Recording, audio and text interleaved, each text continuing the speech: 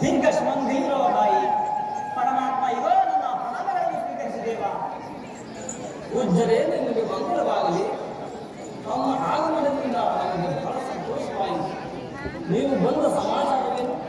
ಏನು ಪರಮಾತ್ಮ ಹೀಗೆ ಕೇಳುತ್ತಿರುವಿರಿ?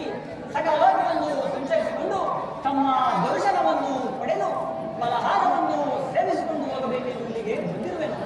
ಪೂಜ್ಯರೇ, ಅದಕ್ಕೆ ಇಷ್ಟೊಂದು ಮೌನವೇ? ನೀನು ಪೂಜ್ಯರಿಗೆ ಫಲಹಾರವನ್ನು ತಂದುಕೊಡು, ಪೂಜ್ಯರು ಅದನ್ನು ಸೇವಿಸಿ ತೃಪ್ತಿಪಡಲಿ.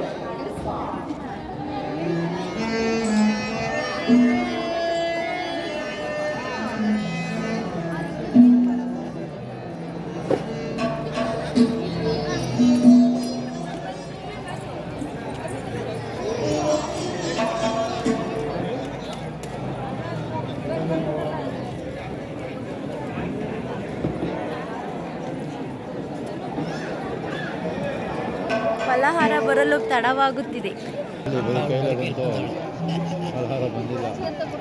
ಫಲಹಾರ ಅಲ್ಲೇ ಎಲ್ಲೋ.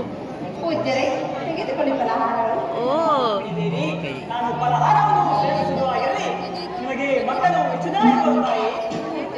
ನಾನೇನು ಏನೆಂದು ಹೇಳಿ ಪುತ್ರ ಬಾಳು ಪಡೆದು ಬಂದಿಲ್ಲ.